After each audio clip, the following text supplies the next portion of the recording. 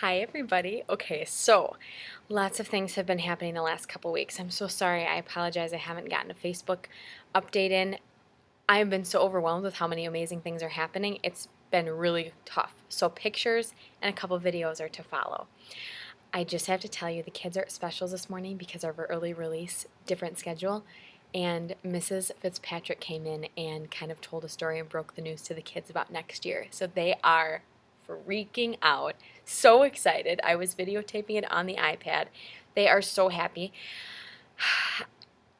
I cannot tell you how grateful I am to have this experience and just the excitement and the screaming and happiness and joy and just overpowering energy that was in here was incredible. So I am, of course, excited. You guys have known that, but now just seeing them has been phenomenal. So that has jump started our day this morning after our PBIS booster assembly.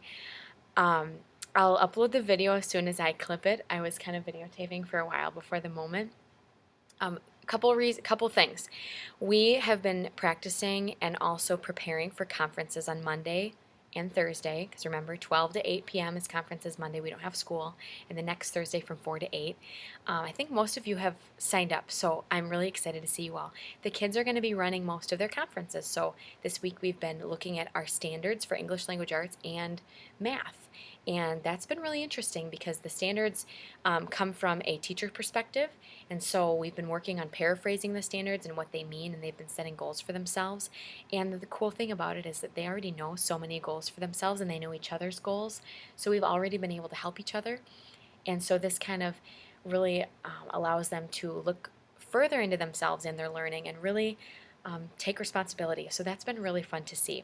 We've also been creating our informational writing. So we've been studying butterflies as a class, and now the kids have chosen their own insects to study. And right now they are creating and paraphrasing facts from actual sources, citing their sources with page numbers and initials of authors, and they're putting them into their notebook in headings and columns. From there, we will tweak things, and then they will start creating a book.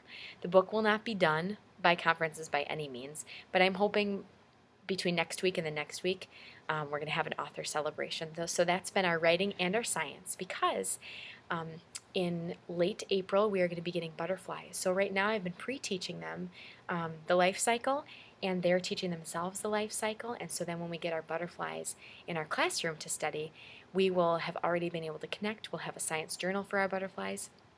So that's been really fun. We've been continually working on money and also word problems with money, and then specific word problems with double digit and triple digit addition and subtraction. A lot of us are still struggling with looking for the addition sign and the subtraction sign. So that's been kind of funny, and also just, sometimes honestly it's just practice. So kids' number sense, which is the foundation of all of their learning in math, is getting so much better.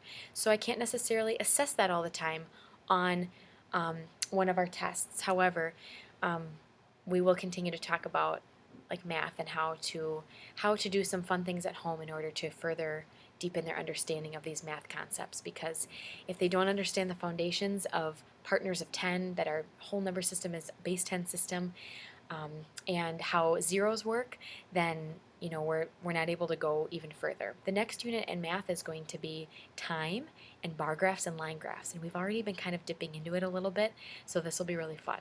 Then we'll move into fractions towards the end of the year.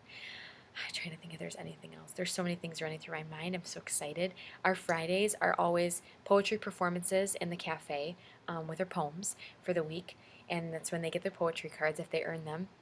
And then Musting Pride, every kid comes to me individually for spelling and for Musting Pride, and I have a very, very, very elaborate system for spelling that if I'm gone, I'm sorry that we didn't have a spelling test for so long when I was sick and all that.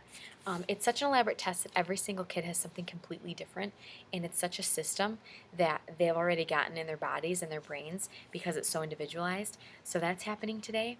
And practicing some more of our conference stuff.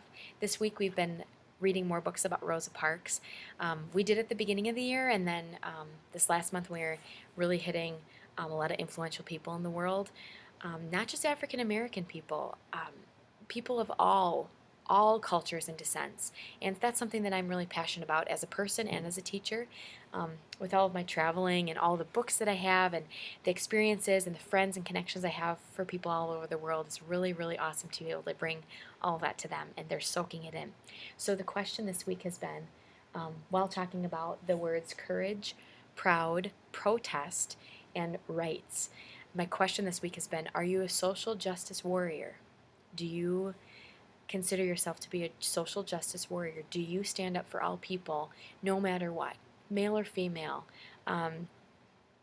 African American, black, colored, biracial, white, Asian, anything, tan, however um, we present ourselves, however we decide to, um, express ourselves and label ourselves. What a really cool thing to be able to teach kids to be so respectful of every difference of everybody. And as a social justice warrior, do you stand up for what's right? So that's kind of been our focus this week, and that's kind of my focus deep down in my heart. So we're going to continue the rest of the year studying different people. Next week, I believe it will be Harriet Tubman, and I also have Gandhi coming up, and then Nelson Mandela, and then one of my favorites who's a peacemaker in the world right now. His name is Thich Nhat Hanh, and he has a lot to do with the mindfulness books that I have read and why we practice mindfulness and just being in the present. And also, he's one of my favorite authors for books that I read. So he was actually friends with Martin Luther King Jr. So a lot of information, and I'm just really excited. So I hope this video actually uploads because it's really long. Pleasure to work with you guys as always. Always, always, always. Very grateful. Have a wonderful, wonderful, wonderful, wonderful weekend. And I will see you all at conferences. Bye.